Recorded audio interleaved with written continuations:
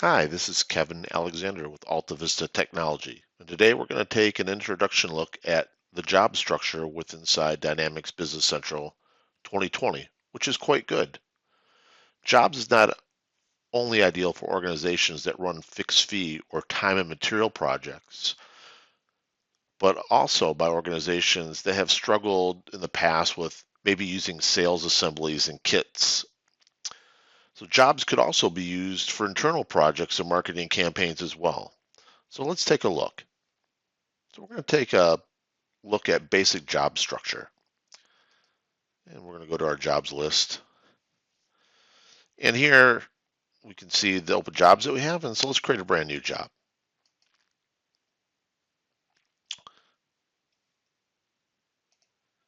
We'll give our job a new name. Let's just call it Coffee Shop Chairs and Tables. And we'll set the bill to customer. And we'll pick fourth coffee from this list here and fill this in. Now, we're not going to get in today talking about work in process. That's a completely separate topic and a large one on itself. But there are a couple different types of projects, and you can do fixed fee and both time and material. This project is going to look a little more at fixed fee, and we're going to use this because it's a little bit simpler project, and we want to look at how it interacts with purchasing, where we purchase materials direct to the job. So down here in job tasks, we start uh, listing out the tasks that are involved in this particular project.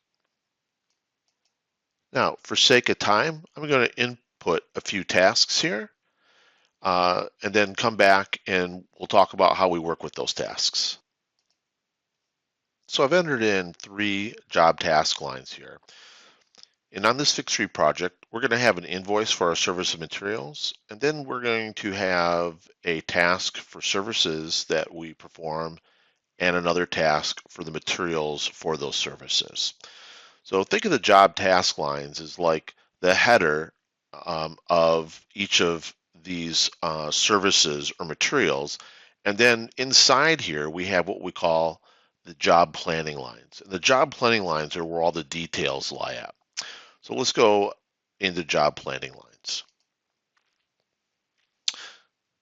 So in the job planning lines, we reference back to the job task. So for invoice and materials, we'll go ahead and select that line, and we can have line types of budget, billable, or both budget and billable. So for a fixed fee project, we'll be working with the budget and billable. When you have a time and material project where you have resources that for a non-budgeted project, as an example, you might use both a budget and a billable line for those resources. So working with our first line here, we're going to use a GL account. And this is what we're going to create our invoice from. And we're going to go and look for income. And I'll just select one of our lines here. So from income services, we'll just pick that. And it's going to be 1. And we are going to invoice this job for, let's say, $50,000. Right? So let's move to the next couple lines here. So for services, we'll come into our services line, and we're going to call it a resource here. And in our resource, we'll pick out one of the resources that we set up, and we'll use Linda here. And with Linda, let's just say Linda is going to spend 4 hours on this particular project. And for our materials list, let's go ahead and for that particular task, I'm going to make sure that this is budgetable, and both of these lines should be budget. So we'll come here and we'll select some items for that line. So in items, you'll notice now that I can see the items master, and we're going to use the desk for our example here, and we're going to use one desk. And for our next line here, we're going to put some chairs. All of these will be budget items. And let's say 6 chairs. And now let's go back and take a look at our project. So you can see back now on our job card, we have for our tasks, you can see we've accumulated some budget items here. So for budgeted total costs, you see we have our services and our materials. And here is that invoice line that we're going to invoice for the job. Now, we can open up the fact box, and on the right, we start to get a summary of that job. And we can see right now we have budgeteds, right, but not any actuals. So we're going to go ahead and we're going to do a little purchasing for the materials just to see those materials gather up against our job. Now, you can purchase straight from the job, but I'm going to go into purchase order, and we're going to go ahead and add those materials to the purchase order on an individual line basis. So let's navigate into the purchases area. And we'll start a brand new purchase order. And the vendor that we'll select here, let's pick vendor 30,000. And have them fill in. So now we're going to start to enter those 2 items here in the details of the purchase order. Now, when we do this, we need some pieces of information from the job. And so what we really need here is we need to have the job number, the task, and the planning line. And by default, those are not present on the purchase order itself. So we can add those through personalization.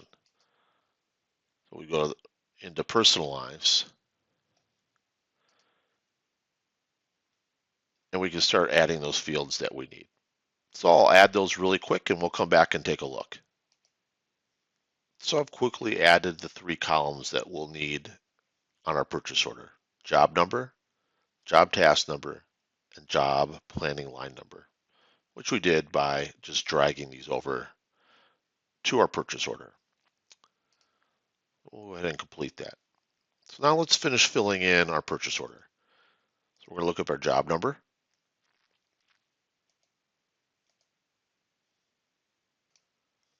So we can find our job number.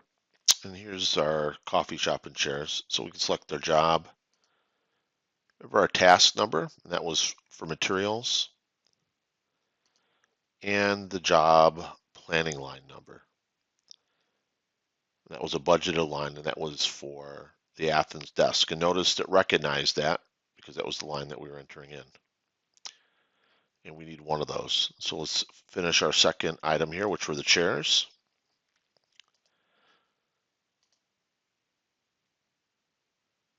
We'll get those entered in. And once that's complete, we'll go ahead and save our purchase order. So now that we have our purchase order entered in, oops, and we need our chair mounts over here, and we think we said 6. Let's go back and take a look at what the effect is on the job. So having navigated back to our job, let's expand over here the fact box pane. And looking at the job details and under budget cost, you can see now that we have some budgeted costs for the items. And those will remain there until we receive the purchase order, and we'll see those go into actual cost. So I'm going to go back and post that and invoice that purchase order, and let's watch the costs flow in here, and also what the impact will be down here on our job task lines and in our job planning lines. Back on our purchase order, let's go ahead and post this purchase order. We'll receive an invoice in one step here.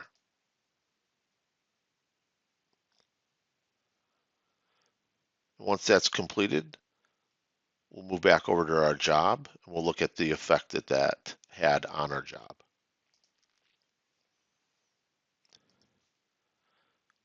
Back here on our job card, We have just posted our purchase order with the table and chairs on it. And now if we look at the job task lines, we can see that we have realized this $1,682 of actual cost due to that PO. And if we go to the job planning lines, now you can see that detail right here within inside of those job planning lines. Now, just for expediency, once we're to the point that we've finished all the services and materials, let's look at how quickly we could go ahead and actually invoice for our job. And so we'll navigate back into the job planning lines. We'll select this first line that's billable, and we're going to go up to process, and we're going to go ahead and say create sales invoice. That's going to create a new invoice for us. And now we can look at that invoice as well. So we can actually kind of navigate back to that.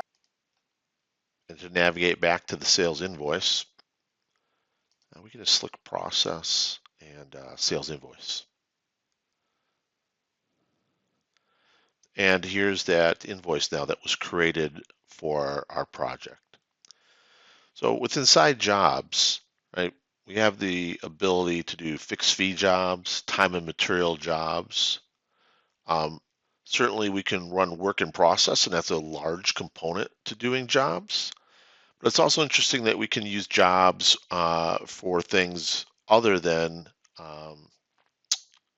typical job and project applications. I'd like to thank you for watching this video.